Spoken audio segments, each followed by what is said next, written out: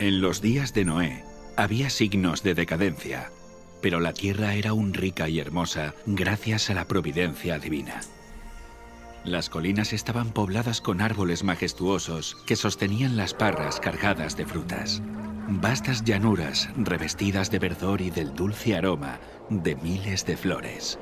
Los frutos de la tierra eran de una gran variedad y de una abundancia casi ilimitada. Los árboles superaban en tamaño, belleza y perfecta simetría a los más hermosos del presente. Su madera era fina y noble, muy parecida a la piedra y apenas un poco menos duradera que esta. Abundaban el oro, la plata y las piedras preciosas. La raza humana aún conservaba mucho de su vigor original.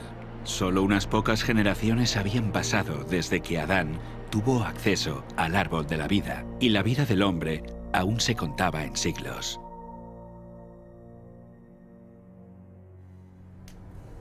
Si aquel pueblo longevo se hubiera dedicado al servicio de Dios, con su capacidad de hacer planes y ejecutarlos, habrían hecho del nombre de su creador un motivo de alabanza en la tierra y habrían cumplido el motivo por el cual Él les dio la vida. Pero no lo hizo. Había gigantes, hombres de gran estatura y fuerza, conocidos por su sabiduría, hábiles en la elaboración de las obras más maravillosas. Pero la culpa en que incurrieron al dar rienda suelta a su maldad fue proporcional a su destreza y habilidades mentales. A estos hombres antediluvianos, Dios los colmó de dones, pero usaron su ingenio para glorificarse a sí mismos y los transformaron en una maldición, al poner sus afectos en ellos mismos, en lugar de aquel que se los había dado. Utilizaban el oro, la plata, las piedras preciosas y las maderas selectas en la construcción de mansiones, y trataban de superarse unos a otros en el embellecimiento de sus moradas con las más hábiles obras del ingenio humano. Solo buscaban satisfacer los deseos de sus orgullosos corazones y se deleitaban en escenas de placer y maldad. Sin deseos de conocer a Dios, pronto negaron su existencia. Adoraban la naturaleza en lugar de al Dios de la naturaleza. Ensalzaron la inteligencia humana, adoraron el trabajo de sus manos y enseñaron a sus hijos a adorar a los ídolos. Construyeron altares a sus ídolos en los verdes campos y bajo la sombra de hermosos árboles. Arboledas extensas que conservaban su follaje durante todo el año eran dedicados al culto de dioses falsos. Estas arboledas estaban conectadas a hermosos jardines a través de largas y sinuosas avenidas, adornadas de árboles cargados de frutos y de toda clase de estatuas. Todo estaba provisto de aquello que agradara a los sentidos y fomentara los deseos sensuales del pueblo, y así inducirlo a participar del culto idólatra. Los idólatras de falsos dioses dotaron a sus deidades de atributos y pasiones humanas. Así, el modelo de carácter se degradó al nivel de la humanidad pecaminosa. Y vio Dios que la maldad de los hombres era mucha en la tierra, y que todo designio de los pensamientos del corazón eran de continuo solamente el mal. Y se corrompió la tierra delante de Dios, y estaba la tierra llena de violencia. Dios dio a los hombres los mandamientos como una ley de vida, pero violaron su ley, y el resultado fue todo pecado imaginable. La maldad de los hombres era abierta y temeraria, la justicia era pisoteada, y los gritos de los oprimidos llegaban al cielo. El mundo estaba en sus comienzos, pero la maldad se había hecho tan profunda y general que Dios no pudo soportarlo más. Y dijo: raeré de sobre la faz de la tierra a los hombres que he creado. Declaró que su espíritu no contendería para siempre con la humanidad culpable. Si no cesaban de contaminar con sus pecados el mundo entero y sus ricos tesoros, Él los borraría de su creación y destruiría todas las cosas que con tanto amor les había brindado. Acabaría con los animales del campo y la vegetación, que les suministraba abundante abastecimiento de alimentos, y transformaría la bella tierra en un vasto escenario de desolación y ruina.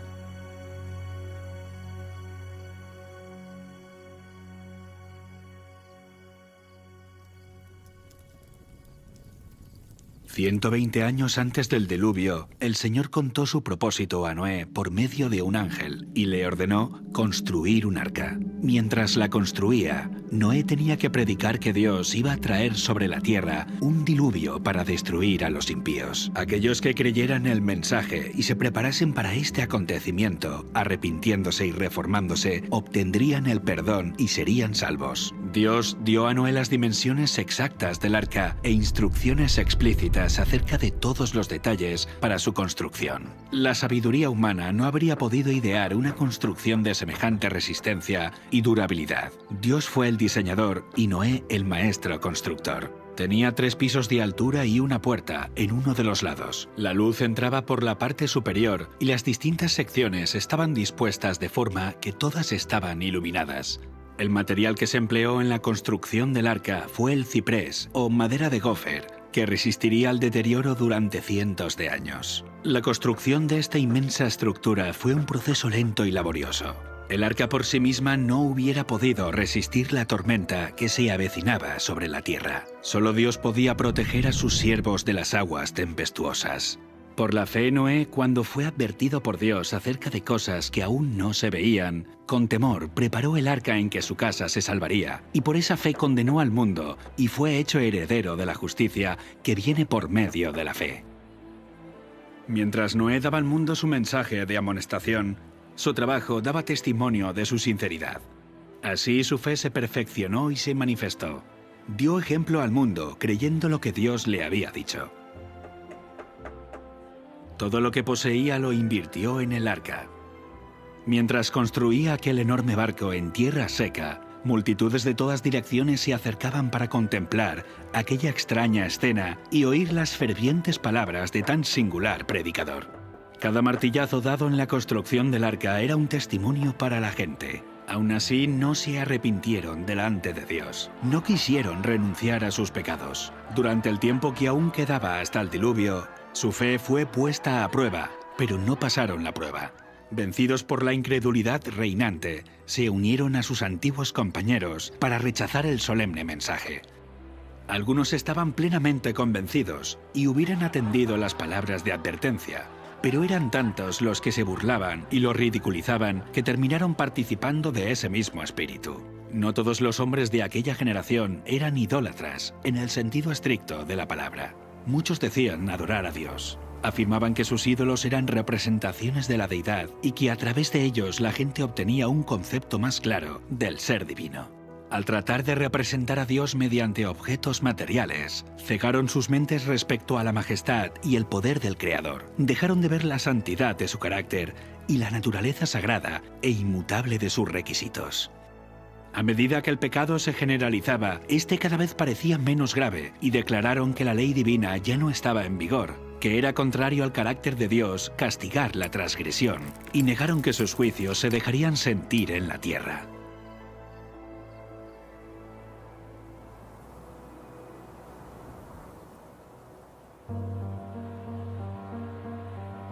Si aquella generación hubiese cumplido la ley divina, los hombres habrían reconocido la voz de Dios en la advertencia de su siervo.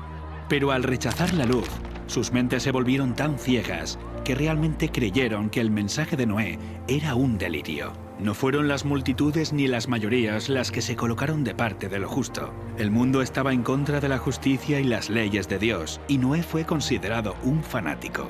El mundo se reía de la locura del iluso anciano.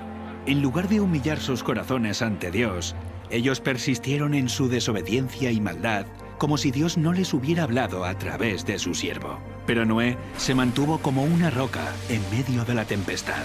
Rodeado por el desdén y el ridículo popular, se distinguió por su santa integridad y su fidelidad inquebrantable. Sus palabras iban acompañadas de poder. Su relación con Dios le proporcionaba la fuerza del poder infinito. Durante 120 años, su voz anunció a oídos de aquella generación acontecimientos que, según la sabiduría humana, estaban fuera de toda posibilidad. El mundo antes del diluvio razonaba que durante siglos las leyes de la naturaleza habían permanecido inalterables. Las estaciones se habían sucedido unas a otras en orden. Nunca antes había llovido. La tierra se había regado por una niebla o rocío, Pero con su obstinada resistencia a los reproches de la conciencia, aquella generación llenó la copa de su iniquidad y maduró para la destrucción. Su tiempo de gracia estaba a punto de concluir. Noé había seguido fielmente las instrucciones que había recibido de Dios. El arca se había terminado como el Señor había dictado, e hizo provisión de alimentos para hombres y animales. Y entonces el siervo de Dios hizo su última solemne súplica a la gente. Con anhelo indecible, les rogó que buscaran refugio mientras aún era posible encontrarlo.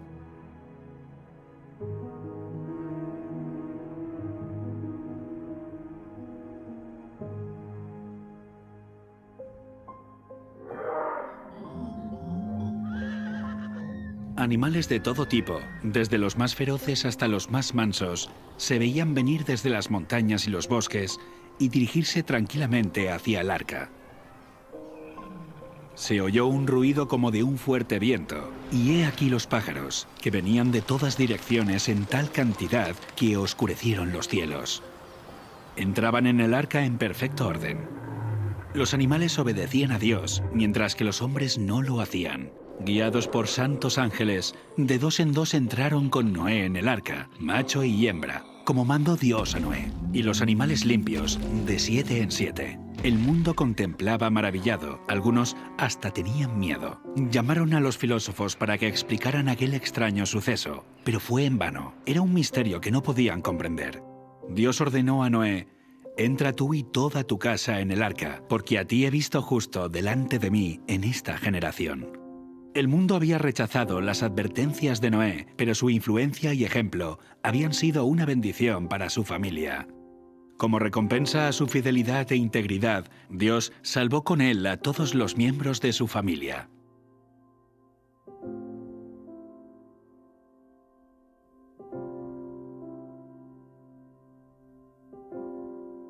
La misericordia dejó de suplicar a la raza culpable.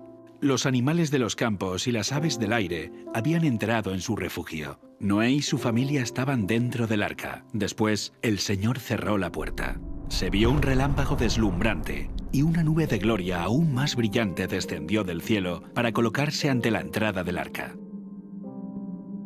La puerta maciza que no podían cerrar los que estaban dentro fue puesta lentamente en su sitio por manos invisibles. Noé quedó adentro y los que habían desechado la misericordia de Dios quedaron fuera. El sello del cielo fue puesto sobre la puerta. Dios la había cerrado y solamente Dios podía abrirla. Durante 7 días, después de que Noé y su familia hubieran entrado en el arca, no aparecieron señales de la inminente tempestad. Pero al 8º día, las nubes cubrieron los cielos. A estas le siguió el estallido de los truenos y el destello de los rayos. Pronto empezaron a caer grandes gotas de lluvia. El mundo nunca había presenciado nada parecido y el miedo asaltó el corazón de los hombres. Todos se preguntaban secretamente: ¿será posible que Noé tuviera razón y que el mundo esté condenado a la destrucción? El cielo se oscurecía cada vez más y la lluvia era más fuerte. Las bestias vagaban completamente aterrorizadas y sus aullidos discordantes parecían lamentar su propio destino y la suerte del hombre. Aquel día fueron rotas todas las fuentes del gran abismo y las cataratas de los cielos fueron abiertas. El agua se veía caer de las nubes como enormes cataratas. Los ríos se desbordaron de sus cauces e inundaron los valles. Torrentes de aguas brotaban de la tierra con fuerza indescriptible, arrojando al aire a decenas de metros rocas macizas que al caer se enterraban profundamente en el suelo. Los altares donde habían ofrecido sacrificios humanos fueron destruidos y los idólatras temblaron ante el poder del Dios vivo y comprendieron que la causa de su ruina fue su corrupción e idolatría.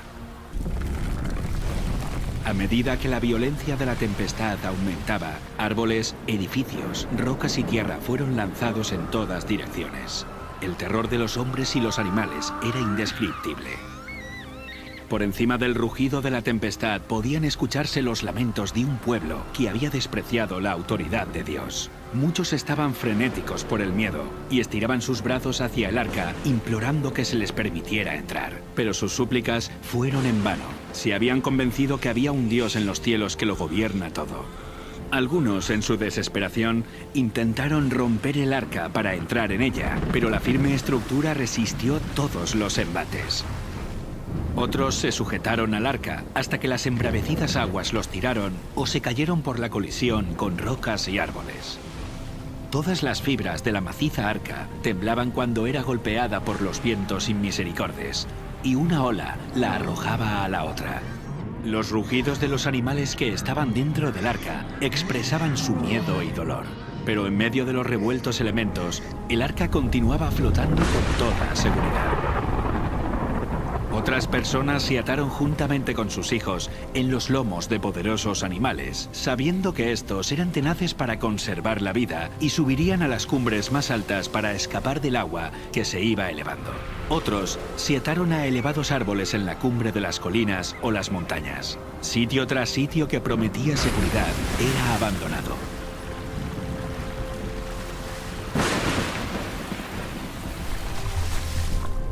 A medida que las aguas subían más y más, la gente huía a las elevadas montañas en busca de refugio.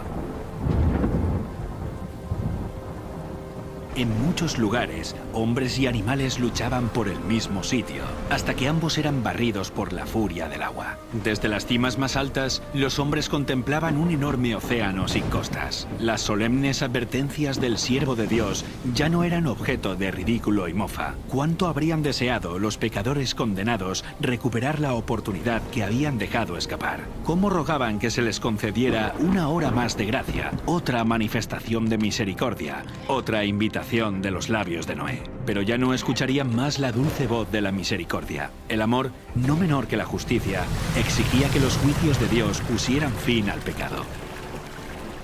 Las aguas vengadoras barrieron el último refugio, y los que habían despreciado a Dios murieron en las oscuras profundidades. Por la palabra de Dios, el mundo de entonces pareció anegado en agua. Pero los cielos y la tierra que existen ahora están reservados por la misma palabra, guardados para el fuego en el día del juicio y de la perdición de los hombres impíos. Otra tormenta está por venir, y el pecado y los pecadores serán destruidos.